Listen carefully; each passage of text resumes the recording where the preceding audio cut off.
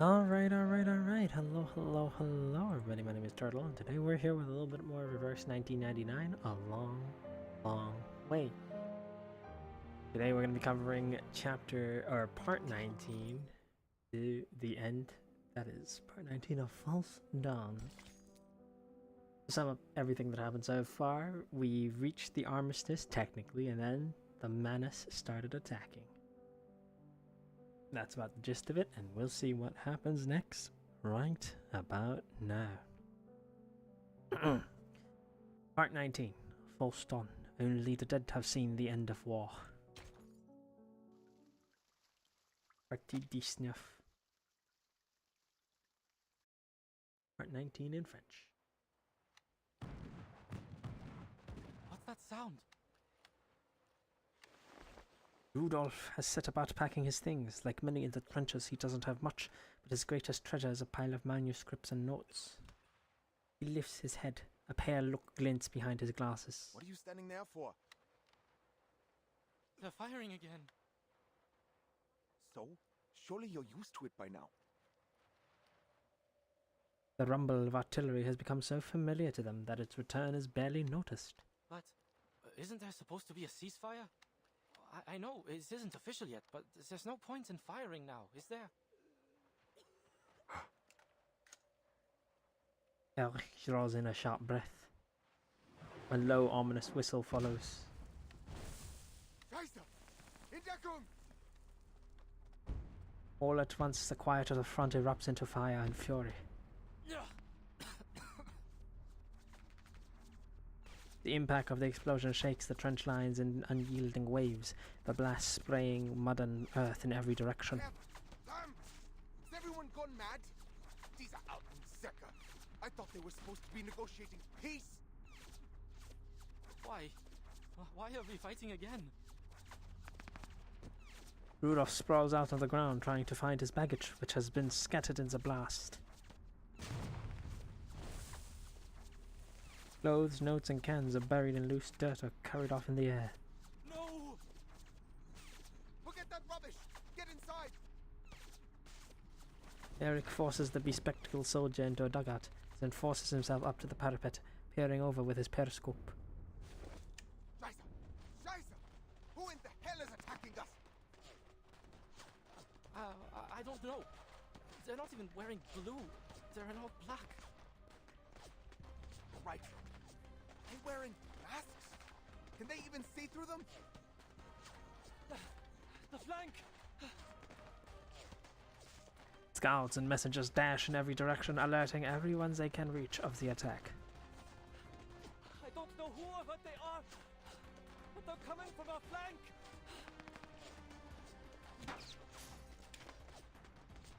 Verdammt nochmal!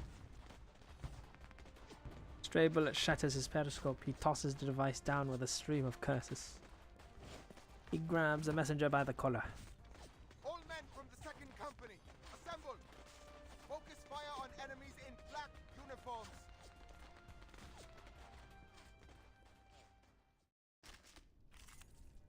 No man's land. Uh-oh. That was a boss fight. I don't really think. But you know. Battlefield is ever changing. I shall remain focused. We'll pretend. We'll pretend it's more than it is. Follow me. I want to... No, none of these would be really that thematic. Oh dear. A makeshift collaboration. I trust the team is prepared. Bravo. A gloriously silly and The rest of the team is prepared. I'll keep an eye on everyone. Obviously, Nautica's the way to go. But it's fine, yeah, that's why. The clock is set. Je préfère qu'il faut. Oh, it's a wave. So it's a... I've got your back. Won't take a wrong step.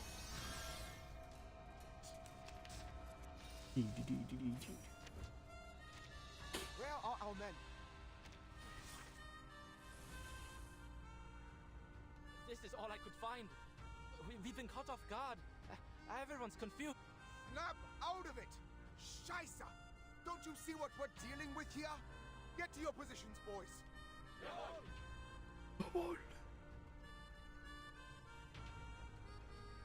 Target locks down. My sight shall unveil the hidden. Just like the drills. Target square confirmed. Players ready. This is now. A shot Sniper hit. should be up at front, though. All is prepared.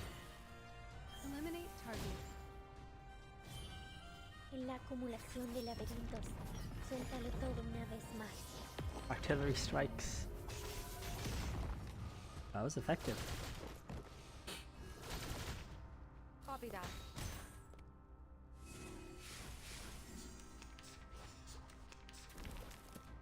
Now is the time for repentance.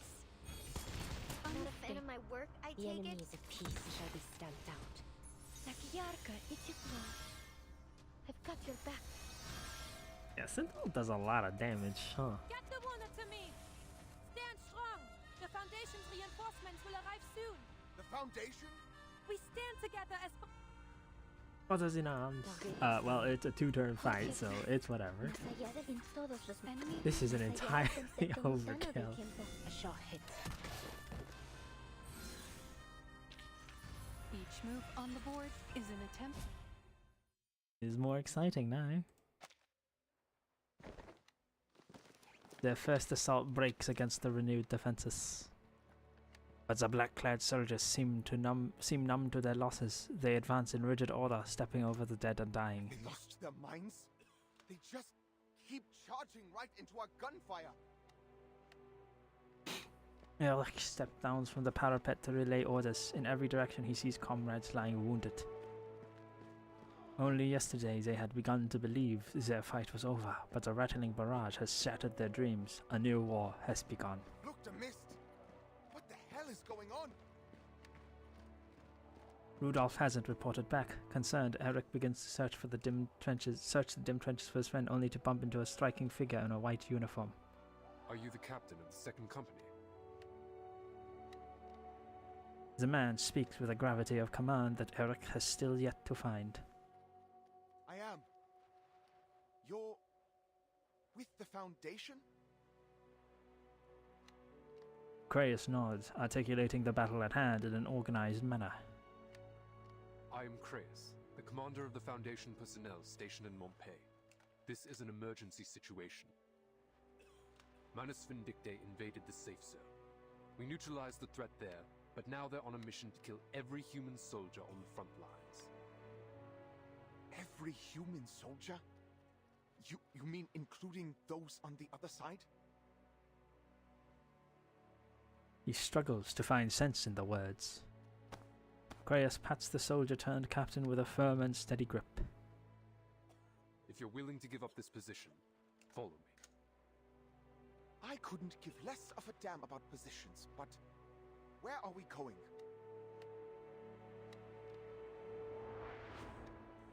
It's a nearby section of the trench. Anyone still standing? Help me clear this bunker! Field medic arrives in sync with the rest of the Foundation's team. Doktor, mein Bruder! Ist verwundet! Bitte! Bring ihn zu mir! The soldier hauls his wounded comrade to the makeshift aid station. The man's leg hangs limp, soaked in dark red blood. Easy. Put him down here. I'll patch him up. Have you seen any other Foundation personnel? I think I saw one. A redhead. Good. Go tell him we need medical supplies. They should have brought plenty from Montpay. Right away.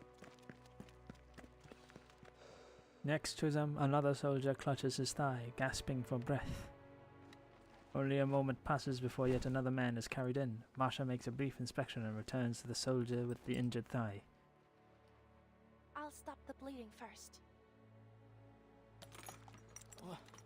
What about him?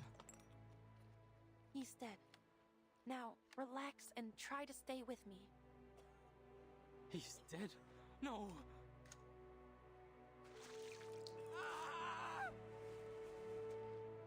Himmel! It's over! I'm dead! I'm dead!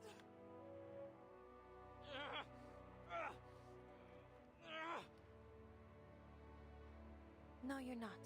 Not today, anyway.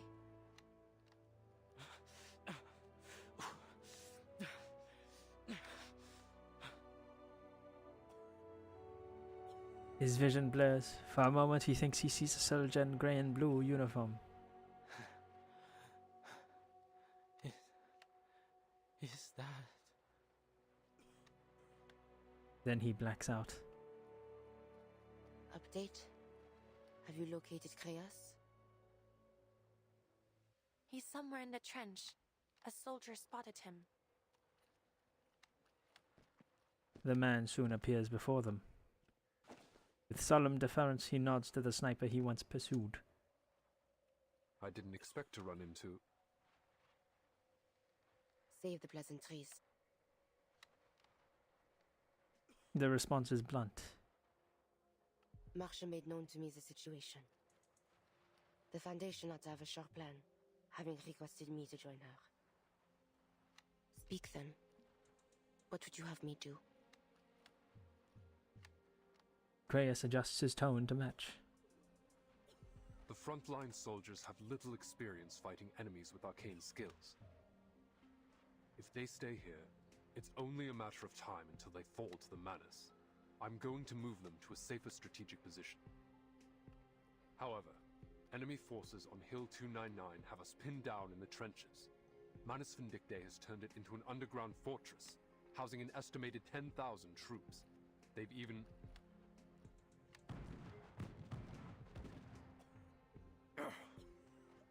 positioned artillery on the hillside. Retreating under that kind of fire would be a death sentence. Eliminate the threat from Hill 299. Then withdraw the troops from the front. This is the Foundation's plan? Not the Foundation's plan. Not yet, at least. An icy restraint condenses in the man's eager eyes. This is my course of action. How do you intend to do this? Even with an army of 100,000 at your command, to take a fortified high ground under artillery fire Oh, is spelling no error. surety. 100,000. I know. That's why I need your help. Kreas stands solemn and sure, though he knows how absurd his request sounds. Such an act is to walk into the valley of the shadow of death. What difference would be made if I lent my aid or withheld it? If I recall correctly, gargoyles are insusceptible to poison gas. That's correct. So? So we may be able to take a subtler approach. Please, come with me. My subordinate will give you the details. You're alive, my boy. You coming back in?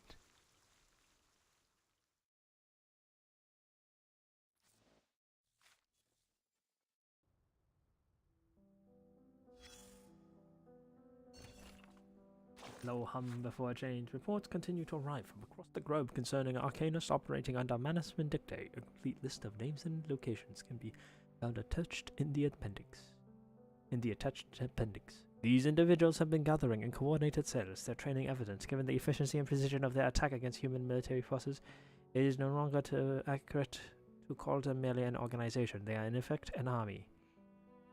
Morning. I open what feels like 10,000 urgent messages clamoring for my attention. With still more pleas for reinforcements. Our office has been working without pause. Fatigue has dulled even my anger.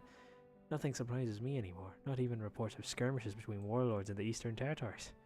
Times I'm tempted to reply that they needn't fret. East or west makes little difference. The entire world is sliding into chaos. Contingency plan drafted by Kreis has now been submitted to the community for review. It addresses the escalating threat posed by the Mannesman Dictator. Should they succeed in building a large-scale regular force, or if their attacks continue to spread disorder, the proposal urges the Foundation to form its own standing military rather than rely on Xeno. Kreis sets forth what he claims is the most efficient approach, recruiting and reorganizing both human and arcane soldiers already at the front. Time to make the Foundation unrivaled to every government on Earth, an entity reviewed even deeper suspicion. This has always been radical, but war elevates such voices. He shows no concern for how the world might react. Arguing instead, we live in an age the storm could erase at any moment, so we're not obliged to heed their protests, only recent. But such words would have been unthinkable. His position is plain. If Mannesman Dictator declares open war, governments will have no choice but to ally with the Foundation. Yet should we follow his plan, we begin the most perilous of games. Intriguing. Part 20. This marks the beginning of another tragedy. Partie Vent. 20 in French. No man's land. They race through the mud and debris. How much longer? About 10 more minutes at this pace. Maybe less if there's no interruptions. What an optimist. There isn't anything more to say. They just keep moving until they leave the trench behind. Take cover. They dive into a shell crater. A bullet skips off the lip of the earth in front of them, kicking up wet clods of dirt. Pin them down.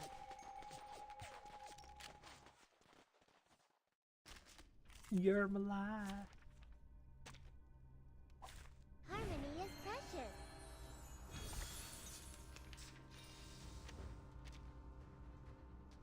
My sight shall unveil the hidden. Target locked down. Is that a fairy in the liquor?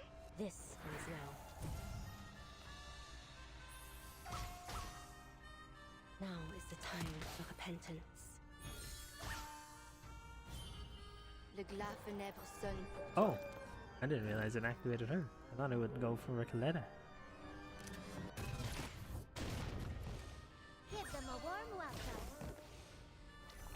That's the end for that man. The enemies of peace shall be stamped out. I haven't had a eureka moment like this in a while. Recoleta, I'm happy to be right. Meanwhile, war. Clang. A searing hot shell casing ejects from the chamber. Threat neutralized. Nice shot. Right, we've arrived. Yermolai veers off to the side and drops into a stretch of abandoned trench. Sentinel follows close behind.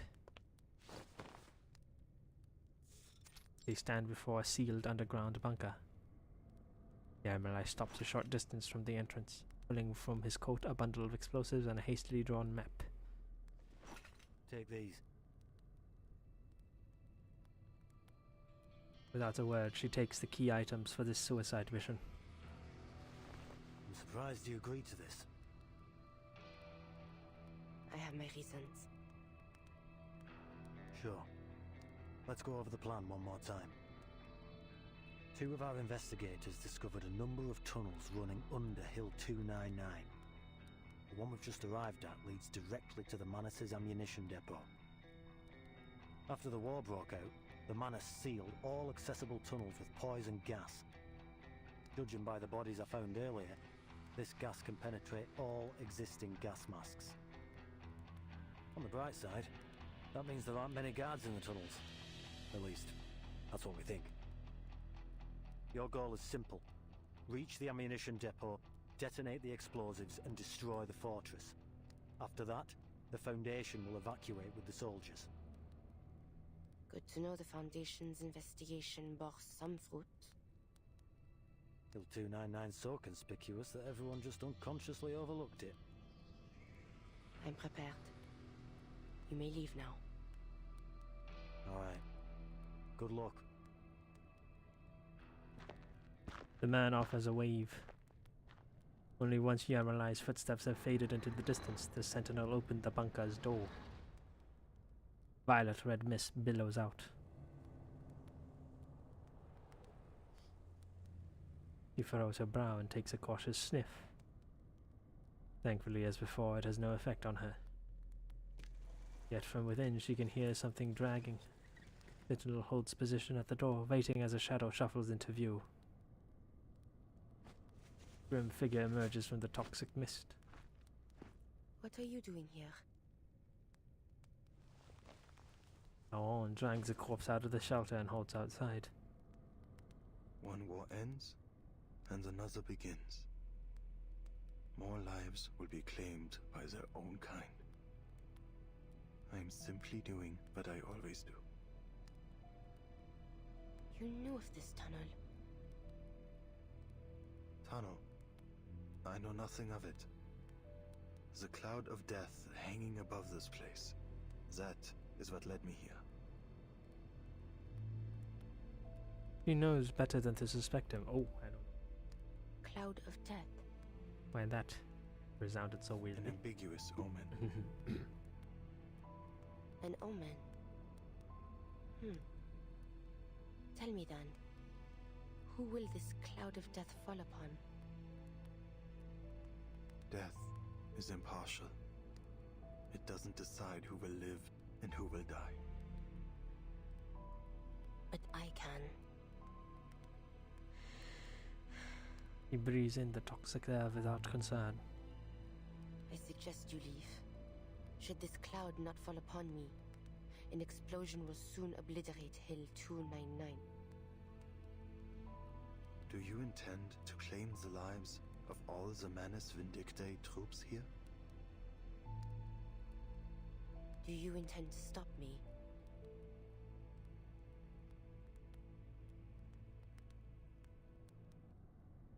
He broods for a moment as a silent war is waged behind his mask. I should leave. Time is pressing. But as she turns, Karen's voice breaks through with sudden clarity. I do not wish for such carnage to occur. Yet I am powerless to prevent it. But before you go, a word of warning. The war you've been fighting is, in fact, over. What lies before you is a conflict all its own, a much harsher path. You still have a chance to turn away from this and relieve yourself of the burdens placed upon you. In view of the sufferers of this war, my burden is light. Harsh or not, I shall not waver from the path I have chosen. You first set foot on the battlefield 5 years ago.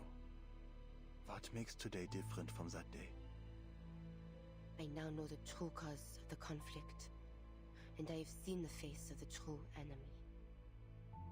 If I must sin to fulfill my sacrifice, then so be it. Your willingness to suffer, your passion for sacrifice, it is beyond me. Perhaps you possess a wisdom beyond my comprehension. Yet, still, I feel a deep sadness for you. I am in no position to stop you from walking through the gates of hell.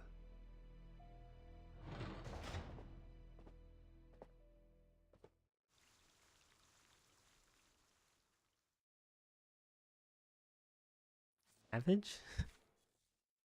These are very short chapters. I feel like we might get through them a lot faster than I expected. Oh no, I didn't read that. Oops. 1 hour politics. Partie 21.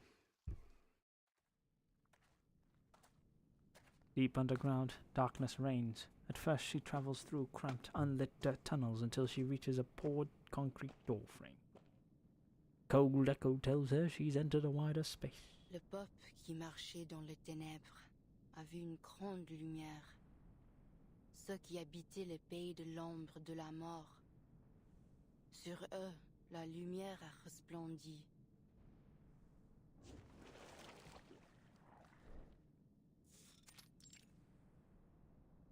She taps into the power of her ancient bloodline, her eyes adjusting rapidly to the pitch black, as she finds no comfort in seeing what surrounds her. Dark and viscous substances flow through the walls of the tunnel like an endless mass of writhing insects. In their trance they form some kind of unrecognizable symbols, shifting back and forth into chaotic shapes. Blasphemy. But she has seen far more sinister abysses in her time. The fortress's center ought to be closer to the peak. But this path appears to be extending downward. She unrolls the map and reads the included intel. The Foundation's map says this is the route. Plumes of gas tumble with the intruder's movements, stinging her nostrils. Not the stench of rotting hay. Not garlic or onion either. This is a new kind of poison gas. Still, it has no effect on me. Where art thou? An ethereal voice drifts down. Agnes. Dost thou hear me, Marie? I heareth not from thee. You hear me not? He looks up, seeing nothing but the vaulted ceiling. Agnes's voice is like a biting acid in her ears. Where hast thou gone, Marie? I sense thou art somewhere deep below the earth, surrounded by that which I cannot clearly see. Bodies lay scattered around me, Agnes. Many of them. They're Manus soldiers. It appears they attempted to flee through this tunnel but an hour ago. He steps over debris. Their superior blocked their way and loosed upon them this poison gas, killing his own men. Bodies stare up at her from unblinking eyes. What kind of enemy am I soon to face, Agnes? Art thou afraid?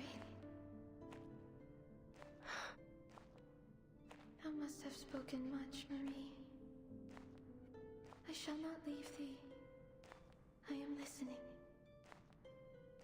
Only I yet hear not thy voice. Dost thou recall the day we hid together in the catacombs of the manor? Thou said unto me, thou feared not the ghostly tales thy grandmother once spake. Ache. Thou saidst thou bore a devil more terrifying than any tale. But on that night thy breath did tremble. Thou wert afraid. He halts at the descending stairway. That was not the thing of which I was afraid, Agnes. Once again, she realizes her words cannot reach beyond the heavy rock above. From the depths of that pitch-black void, something waits, stretching out sharp black claws. I worry for thee, Marie. The path that thou dost walk holdeth no light.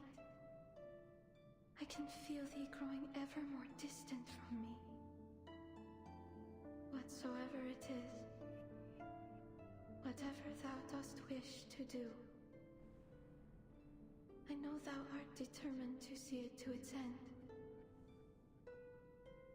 But I pray thee, make haste and come unto us soon, wilt thou? Jusqu'à ce moment-là, je prierai pour ton âme.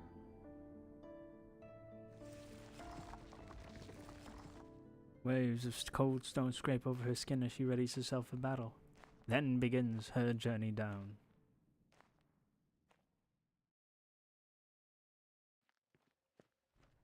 In the brief lull between volleys, Yarolai returns. It's little trouble to find his commander in a sea of grey uniforms. To summarize, your troops must stay in place for the time being. We've made contact with the other side. They'll cooperate with you to create a fire network against the enemy. Let's hope they do cooperate. Manus Vindicte has waged war against all humankind. We must work together if we're to get through this. Arik knocks his helmet with frustration as he leaves, chafing against his orders, burdened by the lives placed in his care, wishing now more than ever he was just a soldier again. Yermalai steps forward.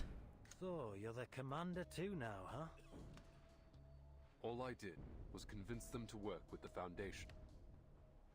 But you don't represent the Foundation. Not without proper authorization for your plan. The soldiers are desperate. I won't hesitate to do what I must to restore their hope. What's the status on your mission? The gargoyle's en route to the target location as we speak. Conservative estimates that she'll take another hour to get there. Hound's voice comes out low and hoarse. But who knows what she'll come up against. She might not make it. Unusual for you to show compassion in such a moment. It just brings back unpleasant memories. You know what I'm talking about, Chris. That wolfish grin returns to the Hound's face and Kratos ignores it once more. Then we'll wait one more hour. The Foundation's reinforcements will likely have arrived by then. Should it come to it, we will regroup and consider our next steps with them. Huh. If there really are reinforcements, that is. They're launching a second offensive! Hold your ground! Oh, so we don't even fight the monster, we're just doing more soldier fights. Boo. I thought we were fighting monsters. Oh, it's a little tank. It's a little tankette. Technically more akin to a Russian BA, I don't know if it was a BA-15 or BA-17, I forgot the designation. But it's like a little armored car. Except in a, I think it used like a 23mm cannon? I don't remember. It used to be a military nerd a long time ago. Not anymore. Dated from my memoir. Just like the drills. My sight shall unveil the hidden. Enemy reaction predicted. Targets were confirmed. This is now. Stand your ground.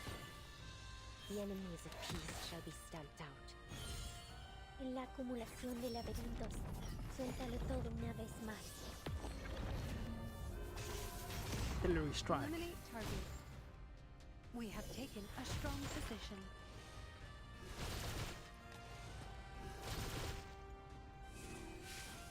Oh, it didn't hit the right guy, eh? Now is the time of repentance. A sure hit. Oh, so snipe the weakest ones.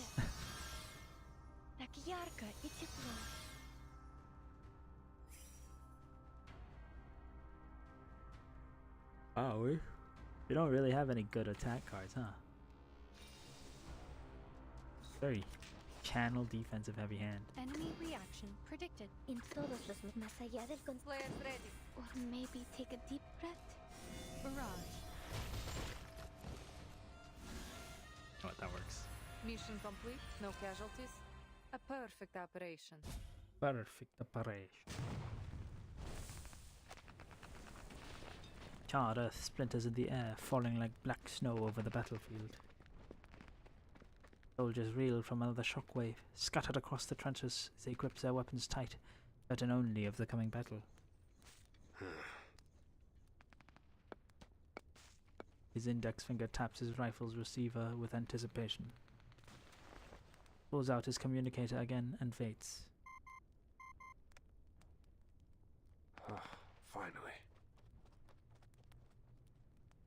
The name Iranai appears on screen. Kratos, are you still on the front? Yes, Mr. Ironeye, but I don't think we can hold out much longer. Has the committee reached a decision? Not yet. The debate is still ongoing. The Doves find your frontline contingency plan absurd. They disapprove of the political risks involved in taking control of various nations' armies. But I personally find it feasible. Just to be sure, do you have a clear understanding of your ultimate goal? Takes a deep, silent breath. This war between Manus Vindictae and the Foundation will only end once one of the two parties is completely destroyed. And I refuse to let it be the Foundation. If we're to prevail, the Foundation cannot rely on Xeno alone. We need more capable soldiers. Soldiers like these on the front lines. With the proper arrangements, we may be able to recruit them to our cause. We'd have a whole new army to fight Manus Vindictae. But even if you manage to bring them all, say 100,000 soldiers on board, it still won't be enough to sustain modern warfare. This is about the bigger strategic picture, not just a single recruitment effort.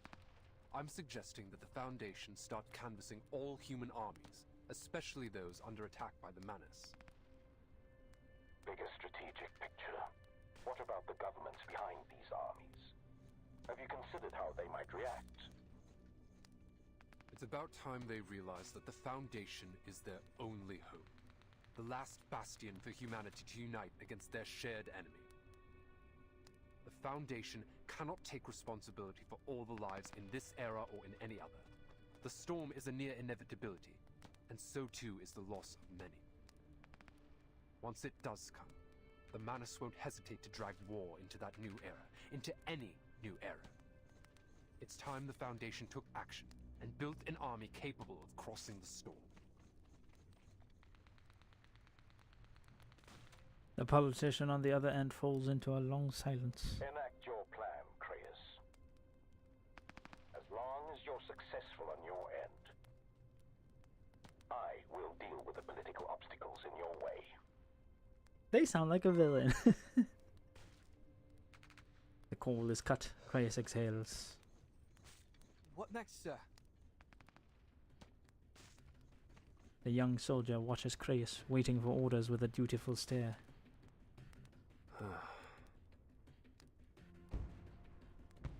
He casts a look toward Hill 299. The Manus Vindictae stronghold bristles with flashes of gunfire. To him it looks like as if it was a slumbering beast. Stand our ground for an hour.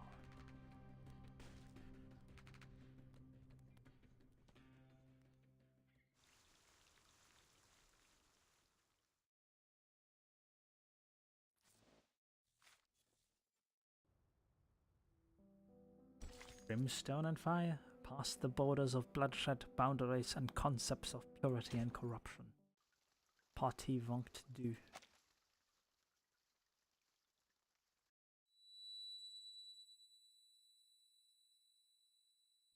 Though Agnes's voice has vanished, the sharp ringing in her ears remains. What's that sound? She casts more attention in the direction of the source of the sound, and the darkness is sliced like a curtain. A shadow that shouldn't be there is lurking behind a piece of wreckage.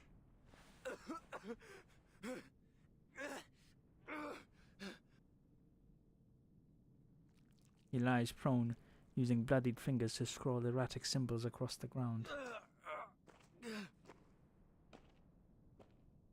As the intruder draws near, he slowly raises his head. Oh, it's you. You murderer! You murdered me! You murdered Colton!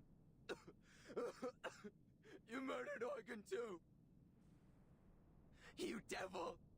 You murderous demon!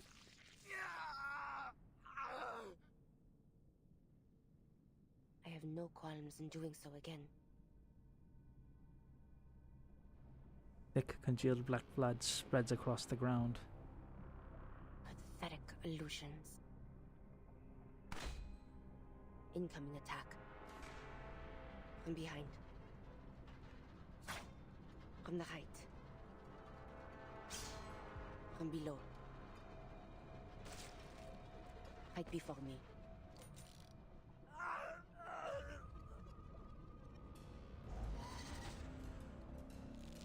Petrified claws clamp down on his soft neck with precision, pulling him up into midair, his hands clawing against the chokehold.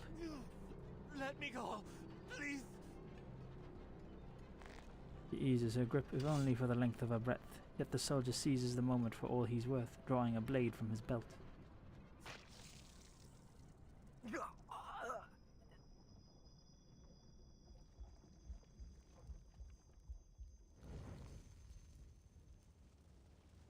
He arrives at the land where the flower of death blooms.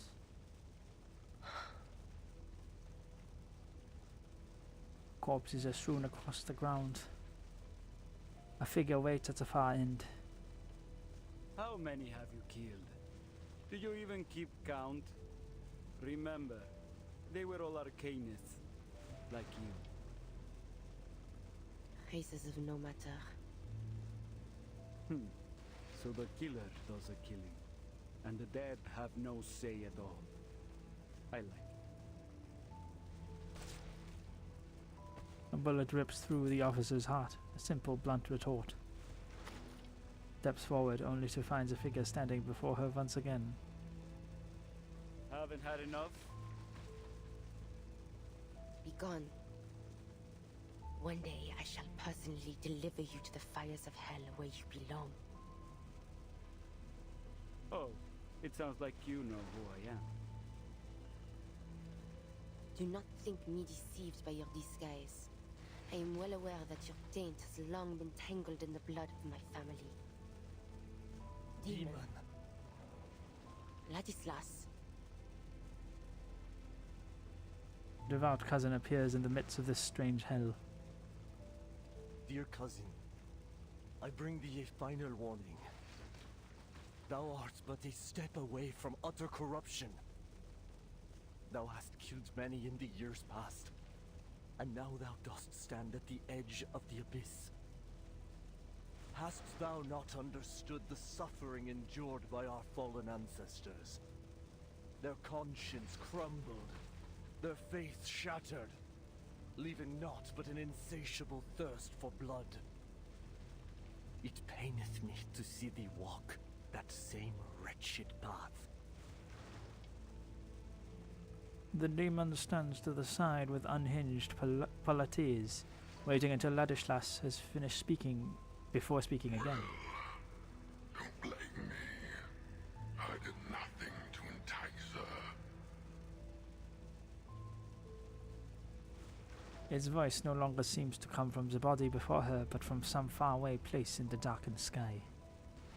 Maria made this choice herself. Her hands have long been soaked in blood. And yet, she has never been troubled by that so-called guilt of yours. I've come to adore her for that. Perhaps it is true that this path of carnage shall save many lives, but why? I pray must it be thee who walkest it? Our blood beareth an impurity like no other. To kill so many is to will thyself to the bottom of the abyss, never to return. The 10,000 thou art soon to kill. Consider, I pray, how many among them are innocent victims of deception and coercion. The weight of so many lives shall weigh upon thee in far greater measure than any sin thou hast yet borne. What good shall it profit thee to gain the whole world, yet forfeit thy soul? Did I hear that right? Are you also calculating lives, Ladislas?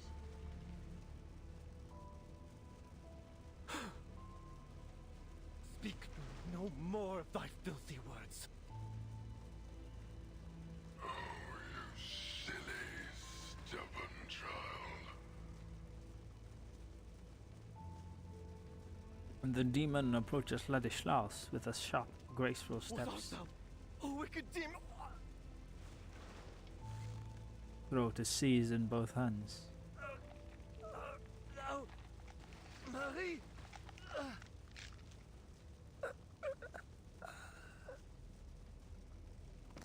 The demon releases its grip. Ladislas's body collapses amongst the other corpses. Sentinel watches the scene with a probing gaze.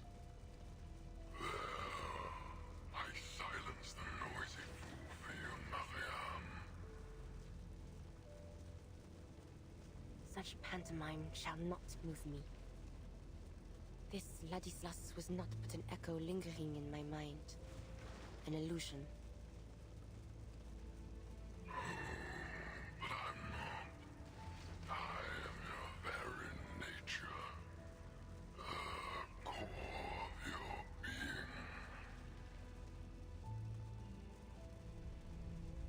being. The ground shakes, and their bloody silence is shattered. The demon makes way for her, casting a grim smile at the gargoyle before turning its head to look around, as an army rumbles into view. The strange sound of engines grow closer, and the armored vanguard grinds over mangled corpses. Manus Vindicte. They finally noticed you.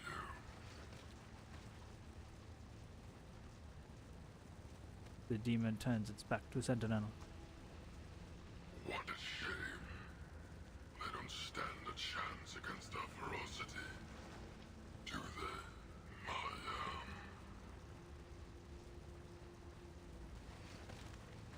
She grips her gun, neither joining the demon nor turning away. He presses a kiss to the cold receiver. I have seen sinners forsake themselves in service of the devil. The land they trod upon yielded only bitter, cursed fruit. This looks really fucking cool. This looks really cool though.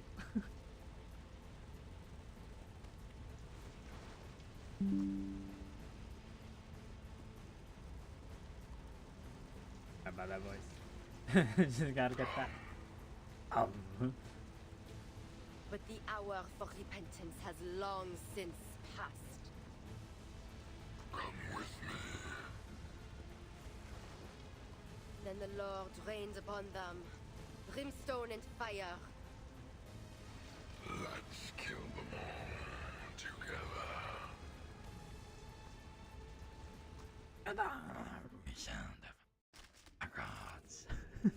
That's the only thing I can think of, I'm sorry.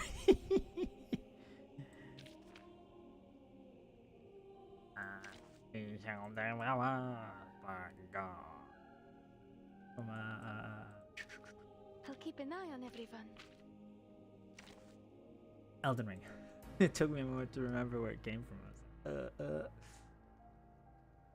We could go Blood Tithe. Hey. I'll be here to catch you if you fall. You fell. I'm not the best at Blood Tithe. I'm not gonna. I still need to anchor out the mechanics myself. A makeshift collaboration. I trust the team is prepared. So it's just that it's week 2. Oh, it's week to Dynamo. But yeah, we could throw up a Lucy. The clock is set.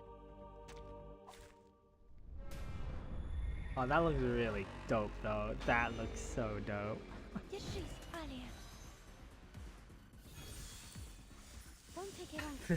The dubstep a little less so. These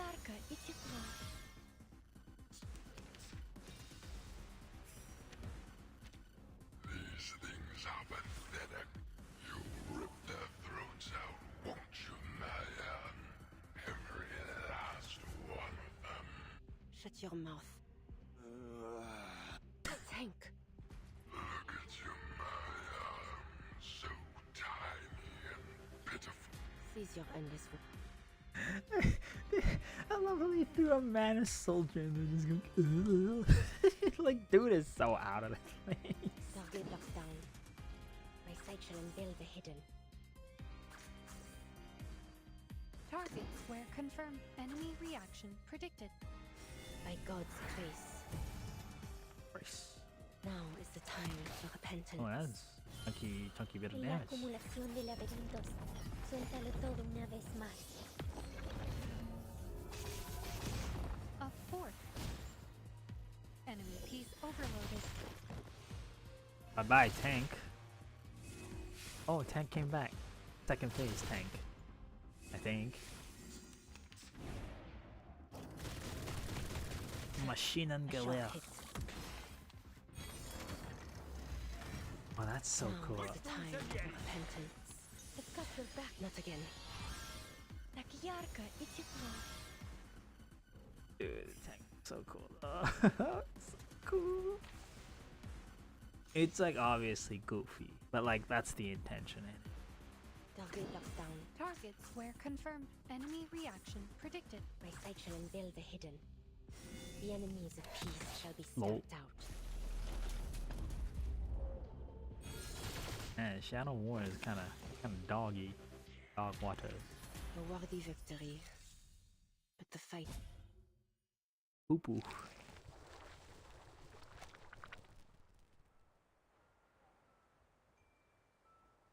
Marsha?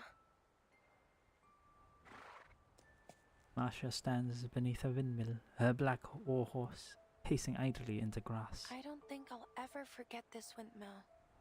The calm of this field. Can't believe I didn't appreciate how peaceful this place was the first time I came here. Closes her eyes and breathes in the sweet scent of the meadow. Perhaps it's because the land was quiet, just like our lives once were. And back then, we thought everything would be peaceful again once the war was over. I'm sorry. Why? There's no need to apologize. I was nigh on killing you. No. In a way, I did kill you. Just as I've killed so many others. It's not our fault. None of this is. You may have granted me your forgiveness, but those who have forever lost their lives due to my actions, I shall never have the chance nor the right to earn theirs. We didn't start this war, yet we have had to bear the brunt of the pain it has caused. If all the sins of war are laid at our feet, where is the fairness in that? No, I refuse to accept it. Masha seethes at injustice. Marie, perhaps when peace finally comes. Gust carries her voice away.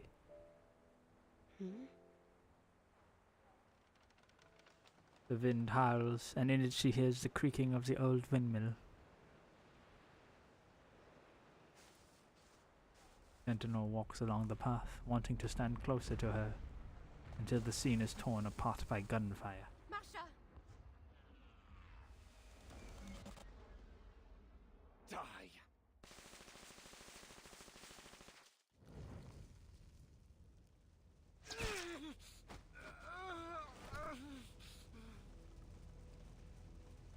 Wreckage is strewn all over no man's land as the last of the assembled force falls with a gurgling scream that ushers in the silence of death.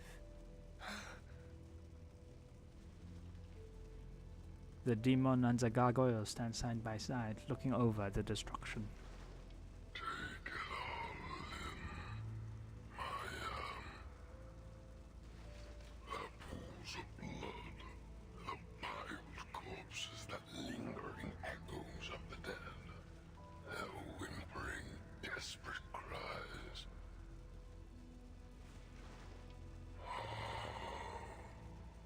How long has it been since I last witnessed such a beautifully gruesome massacre? The ancient bloodlust within you truly has awakened. You slaughtered every last one of them. Well done. Now, hand me the explosives. It's time to end them all.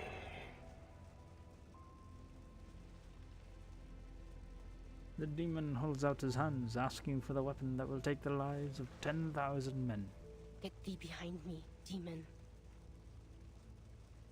I won't force you. The choice is still yours.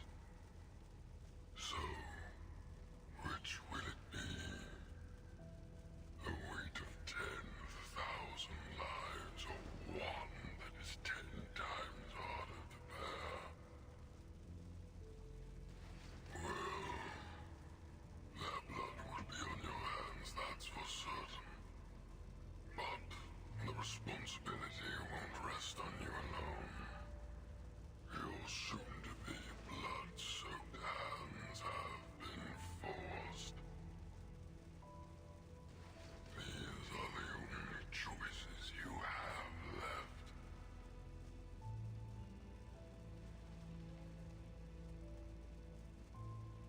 The gargoyle removes the bundle of heavy explosive and grasps them as tightly as if they were prayer beads. I am powerless to cleanse the filth that muddies my blood, just as I am powerless to erase the sins I have already borne. I have descended into the depths of hell. I know that. And this ancient darkness has already taken root in my soul. But if sacrificing one can save 10, if sacrificing 10,000 can save 100,000, if someone must make that impossible choice, then I am willing to bear that sin. He hands the explosives over to the demon. That's the spirit. From now on, we will walk together, side by side. A greater power, Lord. Before he can say anything, the bayonet stabs through his body. Oh. Sentinel pulls out her bayonet and pushes the demon away, who staggers further back. You are fascinating, Mariam. You know this won't harm me. So why did you do it?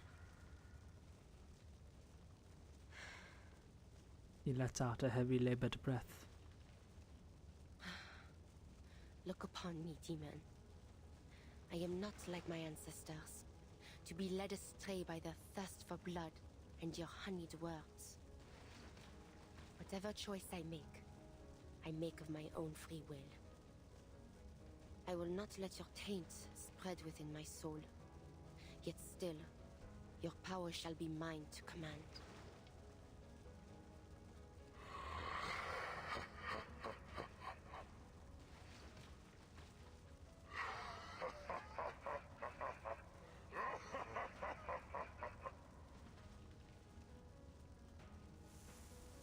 The figure vanishes, yet she can still feel the demon cackle madly from the depths of hell. Truly are a genius, Mariam.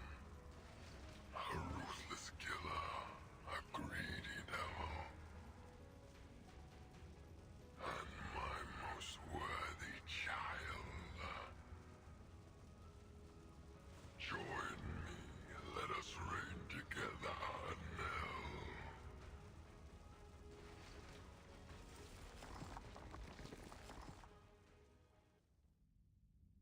Agnes, quand j'étais jeune, je ne comprenais jamais vraiment les mots que tu disais. Pourquoi un homme porterait-il volontairement les péchés de tout le monde pour les biens des autres? Je réfléchissais à cela. Si toute la culpabilité et toute la souffrance m'étaient imposées, comme ce serait cruel et injuste. Mais maintenant je pense, peut-être qu'il est préférable qu'elle soit seule à moi à porter. Je suis désolée, Agnes.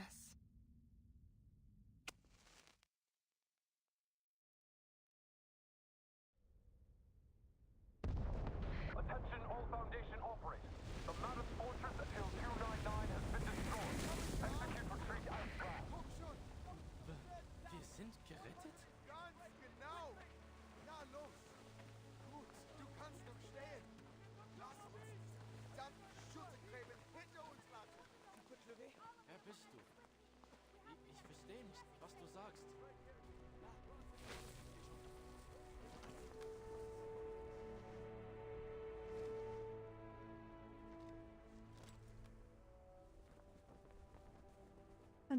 Oh my god, that was so short. That was a screenshot worthy scene. Destroyed, and the soldiers have been led in retreat to the rear. I understand. Thank you for your support in this critical time, Mr. Ironeye.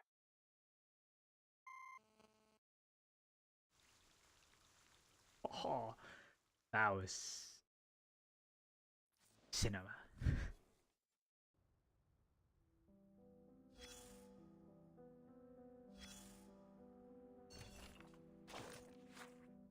Undelivered letter, you know, eyes well as masculine concealer Rose principles often led Forge advances that Xeno's defection is largely credited with the rise of the Hawks committee members. Very distrustful. Oh, wait.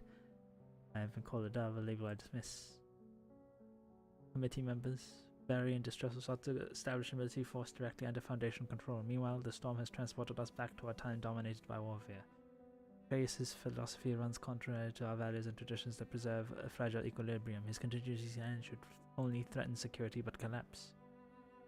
Provoke governments forsaking our role, or could the Foundation survive the Manus Vindictae or the world itself? And yet, I cannot deny that Kratos has succeeded. Through his triumph, it fills me more than it reassures me. 8 divisions have withdrawn from the frontline trenches. Soldiers untrained against arcane assault survived where they would have otherwise perished. Nearly 100,000 lives are spared. All unshaved under the shadow of his contingency plan. None can dispute the effectiveness. This is not wisdom. Currents he has unleashed will embolden the reckless. Those who were once cautious may now lean toward the Hawks. The balance we have preserved by the thinness of threats. Battlefield dispatches, I understood the inevitable. People will now march willingly into chaos, blind to the storm gathering beneath their feet. Ooh, Foundation villain arc. We all probably expected it. Living bone butts, fitted mandrake owls, oily lemon, jack, ants, coastal cats. Oh! The guess. The pardon. Coffee, pastries, family, memories of simpler times, and an ominous chain. Ominous chain. 23. 20 and 3.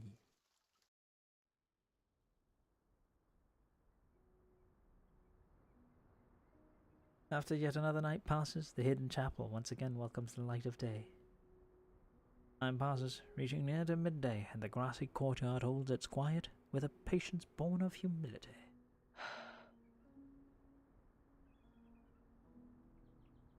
The awaited figure finally appears at the forest's edge. She spent the night tending to her wounds. Marie, thou hast returned. She holds back the urge to embrace her family.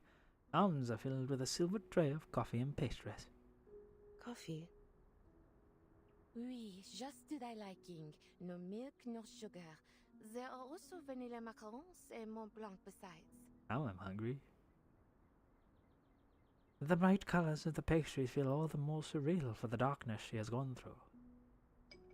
Sentinel takes the warm coffee from her aunt's hand and takes a small sip in disbelief. Of course, it's far from the quality of a Parisian cafe, but at this moment it's more than enough. Where did you get these desserts? The woman clasps her hands together, wearing a faint, bittersweet smile. Oh, who is here, mon petit chou? Sentinel takes notice of the tall figure stepping into view, a face she has not seen for a long time. Marianne.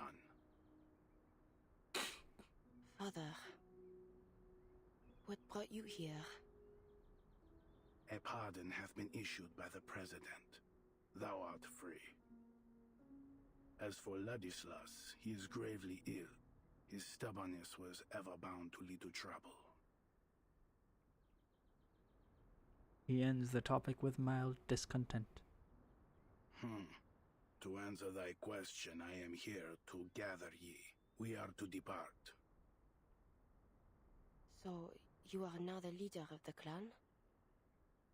Verily, after all we have suffered under this war, someone must lead the Tenebron family's reconstruction. I seek to re-establish contact with those of our kin with whom we have lost fellowship. The hand of Manus Vindictae has not yet fallen upon Paris. I have purchased a number of dwellings on Montmartre. They are to be our temporary homes until the conflict between the Manus and the Foundation reaches its end. The Tenenbaum patriarch makes an imperturbable gesture as he turns to face Agnes. Agnes shall be sent to our cemetery in Rouen. Cemetery? She cannot or will not accept the words. But Agnes is not dead. She's simply... Ladislas said there was a reason behind her. Marianne raises her eyes and meets her father's mournful gaze. This is what comes of disrespecting tradition, Marianne. Thou wert too easily swayed by Ladislas's maddened words. He lied to us? Nay, I believe not that such was his intent. He was simply too fervent in his pursuit of Gnosis. There is no record in the family archives that suggests any sort of prophecy should befall our kin in so strange a form. Agnes's condition is the result of a tragic accident, nothing more. There is no divine meaning behind it whatsoever. Her fear of the war was too great. She simply faltered in the casting of her arcane skill and petrified her body to the core. That is all. I know well that Agnes meant a great deal to both Ladislas and thee, but she was only an ordinary child. She was not an angel descended from heaven. Though it doth bring sorrow for me to say, we must all come to accept that no miracle shall ever come to Agnes. She will forever remain a statue. He reaches out to take his daughter's shoulder, already bearing too many burdens. Their conversation falls away into a pensive silence before the statue of Agnes. He is the first to leave, attending to more pressing matters. Several moving trucks are already parked outside the church. Trembling chains pierce the air. Marianne, thou hast returned. How? He staggers forward as if pushed by some invisible force, drawing closer to Sentinel. In his palm lies a chain that glints coldly in the sunlight. Merde. I thought father was only... Have you truly fallen ill? That I have. But what of thee, Marianne? Art thou not in a condition far graver than my own? Or art thou simply too blind to see it? He babbles on. With every word his madness grows. There seems to be no trace of his old humility left. Thy soul is stained with the wickedness of sin. Thou art as miserable as I. Oh, Lord, I can smell the stench of hell upon thee. Thou hast passed through the gates of hell and returned. Marianne, how wretched. You are ill, Ladislas. Gravely so. Take a moment's rest in the quiet of a sanatorium upon reaching Barry, won't you? It ought to do you good. Ladislas squints like a child sharing a secret. Perhaps I shall. But thou wilt not return with us, wilt thou? I am yet undecided. Perhaps I will. Nay. Nay. Thou must not. Thou must never return. Why? I see that which others cannot, and I see it in thee.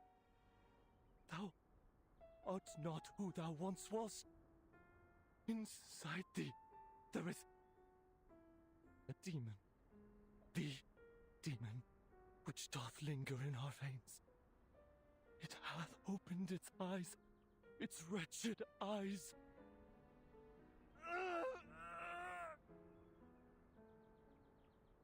Ladislas howls in pain, his body shaking violently. The chain in his hand clatters and rings. Thou cannot return, cannot turn back, for there is no path left for thee. But I desire not more than to aid thee, my dear cousin. Yea, I shall help us all, but most especially thee, to atone for my transgressions. The shaking stops, and all at once he bows with a gesture of utter submission, presenting the chain before her. Ladislas. These shackles are a soul-binding chain, a cage, yea, but I beg thee accept them. And I shall devote my life to prayer over thee, both night and day, that thy soul shall not be shaded in eternal darkness. May thy blood be washed clean one day. May it nourish the soil when thou art laid to rest. May thy journey to hell yet be graced by God's mercy. Another not-so-light burden to serve as a constant reminder of the limits of evil. And if I refuse these shackles? It mattereth not. I shall pray for thee still, as I have ever done. Sudden impulse moves her to look at the statue of Agnes. At last she takes the chain. Metal hangs in her hand. Its weight feels far greater than its size would merit. Dis à mon père que je ne reviendrai pas, tant que le véritable conflit ne sera pas terminé.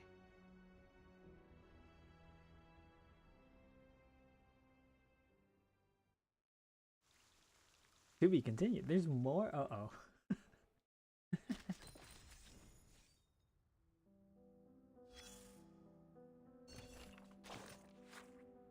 Oh yeah, it's can say goodbye properly. 12th required a medic, and although I sensed there was something distinct I accepted, it would keep me on the front lines. But the crisis invitation could be timely. Of course, this means to leave with the squad. We're moving to the eastern front soon, where some of my comrades are reportedly stationed. I'm part of the 12th. I'm hoping to locate some of my former comrades in the order. I know your family has an unusual constitution, and you might be overly cautious at non-combat. Really get a full medical examination. You all the best. Masha. Tiny fraction of those names. Partie vente Okat.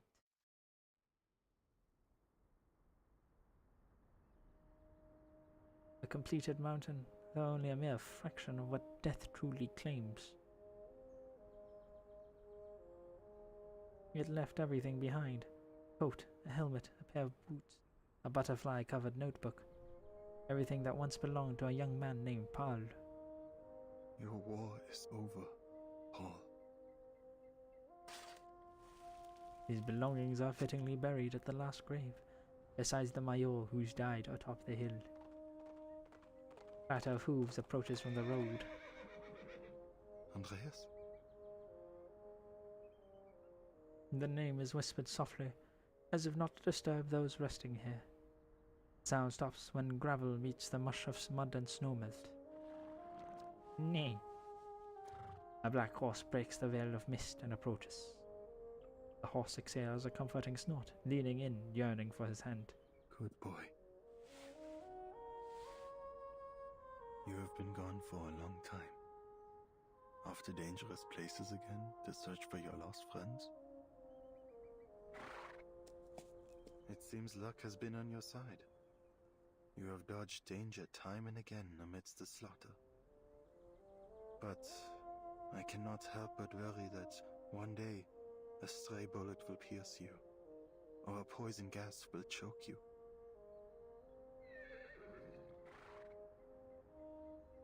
The horse lowers its head. Harshness is not my intention, Andreas, but I am grateful that you have returned to my side, hale and whole. They look eastward toward the rising sun, where ominous clouds gather. Es ist Zeit. The next destination is a distant one. Your help will be appreciated.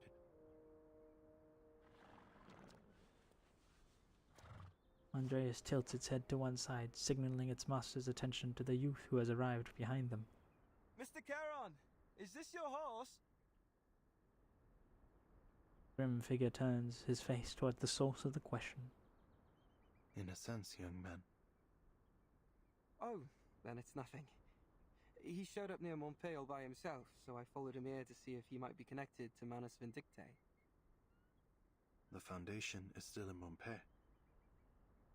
We'll head off soon, along with the soldiers, to a safer position. By the way, do you know where Blackbird is? Blackbird? Oh, I mean Meryl. The girl who went to the front with you. I haven't been able to get in touch with her since the Manus attacked. Where could she be? I just hope she hasn't gotten herself into any serious trouble. She is alive and well. A surprise. The young man's eyes alight with joy. Yes? Where did you see her? That I cannot tell. His gleam dims as Paravian adjusts to the unexpected refusal. Why? She does not wish to be found. What? She doesn't want to come back with us? Correct. She is afraid of the war that lies ahead. Bloodshed, carnage. She was unprepared to witness such harrowing scenes. Little crows. She requested I not reveal her whereabouts to the Foundation. In fact, she demanded a promise. I don't understand. How could you just let her go like that? Isn't she more likely to run into danger if she's on her own? And leaving like this, she'll be marked as a deserter. Oh no. I know little of your rules. He's like, I don't but give a a promise fuck. was made, and her reasoning is understandable.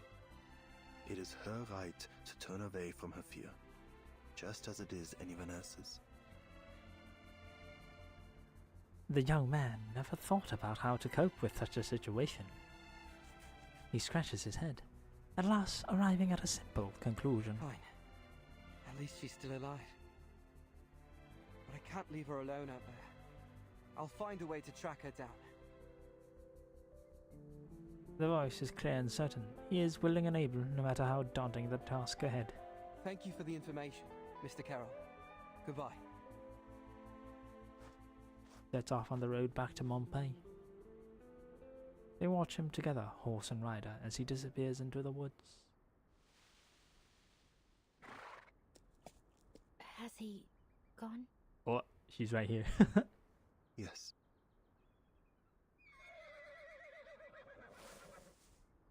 Girl leaps out from the grass. Why did you tell him that I'm still alive? You did not request that it be kept a secret. Fine. I can love Karen, dude. He nods his assent and begins to shuffle away. Montoya snorts as it circles between them. Arrow pats the horse's cheek. Karen. Huh? Actually, I wasn't serious, you know, when I said I wanted to become a gravekeeper here. The dead need no company, and every tombstone will one day fall to decay. In the end, time will pull us all into the sea of oblivion. Nothing in this world is immortal. That's grim. The young girl scratches at the fabric covering her face. The tension of being a deserter seems to make her skin itch. Right. Well, anyway, the gravekeeper joke was a bad one, I admit it. But what I'm trying to say is, I'm not sure where to go next. I mean, who else can I depend on besides the Foundation? I definitely don't want to get caught by Manus Vindictae, that's for sure. Trust me, you don't want to know what they were doing in Antarctica. Oh, not the Antarctica in this era, the one from before. Anyway, my point is, I can't deal with them on my own. But I can still do something, like dealing with troublemaking critters. So, if you need that kind of help, maybe we can travel together. I trust you. My path will have little safety. That's alright. I'll just run off when danger comes. In that case, follow me. We will take a detour to avoid entering territories under the Foundation's surveillance. He retrieves the familiar chocolates from his coat. They're unmelted and cool to the touch, despite having been kept so close to his body. If you're hungry, these can be returned to you. Andreas will carry you, should you go tired. The soldier who has at last escaped war nods with joy.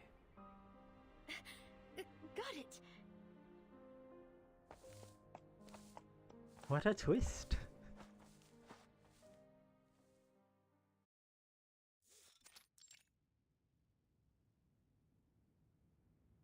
The revision to the Storm Reformation Act has been added to the agenda, and the committee will soon begin the next round of discussion. You'll need to attend the meetings as well. Recent events have given the Hawks a stronger voice, and they are in favor of expanding the authority and budget of Team Timekeeper. Stay ready, Burton.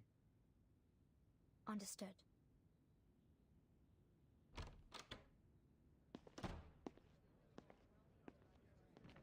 Foundation staff and committee members hurry through the hallway. Just as they exit Miss C's office, they're met with a familiar voice. Timekeeper? Were you waiting for me? No, just a happy coincidence. I'm glad to know that you remember me. Of course. Your decisiveness saved the lives of many soldiers on the battlefield. I also heard that the Doves agreed to further implement your frontline contingency plan after the Monpei crisis was resolved. Huh. I'm surprised to see you're interested in politics. I'm not interested, just informed. Reyes brushes aside the topic without comment. I've been wanting to speak with you since our last meeting was cut short, but this certainly isn't the place for a proper conversation either. Contact me if you're interested. I have some very valuable information for you, I'm sure, both about the Foundation and about...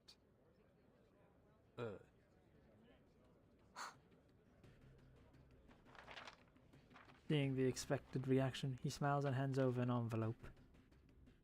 I look forward to hearing from you. I'm sure we will make excellent collaborators. Excuse me, Timekeeper. Senator rushes over, looking at the red-haired man with a mix of suspicion and confusion. Oh, Mr. Creyas, do you have an urgent matter you'd like to discuss with the Timekeeper? I can arrange a meeting for you if necessary. No need for that. I was just saying hello. Until next time. Timekeeper. Miss Sinetta. He gives a nod, slight but confident, then takes his leave.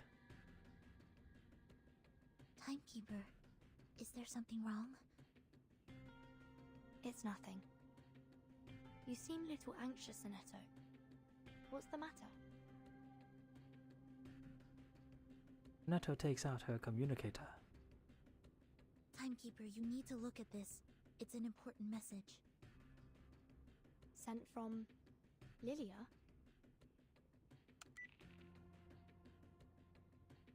I've been on a mission on the Eastern Front, under the direct orders of Admiral Som. Guess what I found, Capitan? An Xeno outpost without... From the looks of it, I think it's the rebels. I can tell in more detail. Call me back as soon as you can.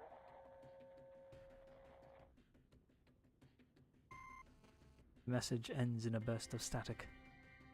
I tried to contact Miss Lilia after receiving the message, but I couldn't get through. She mentioned Xeno rebels. This is worrying. Could it be Igor? Lilia might be in trouble. Sinetto, I think we'd better pay another visit to Madame Z.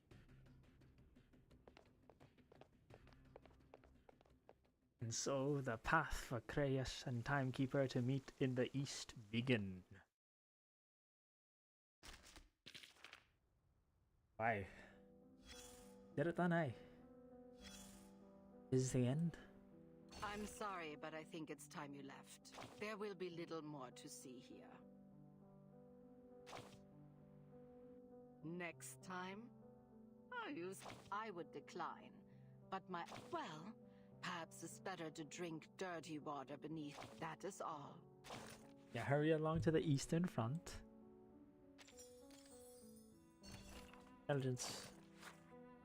You didn't expect I to access information and contained two fragmented Xeno, and the Foundation have been secretly working on storm research. The work is entirely separate from any known research and lies beyond the scope of security clearance.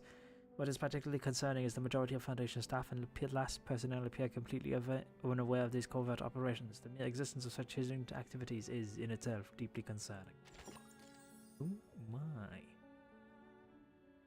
Well, we have reached the end of our time here together. Chapter 11.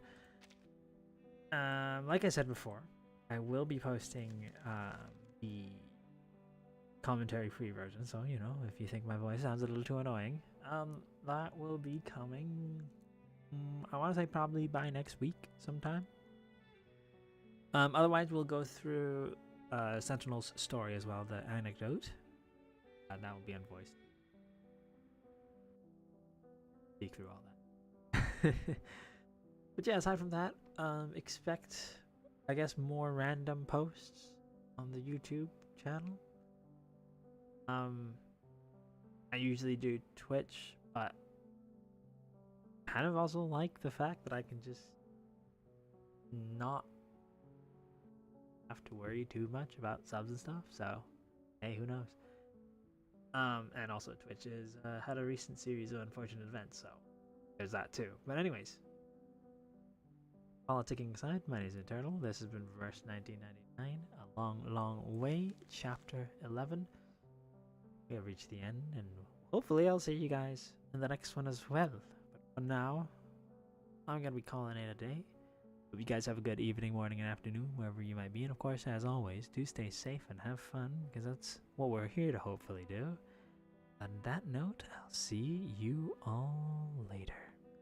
Bye-bye for now.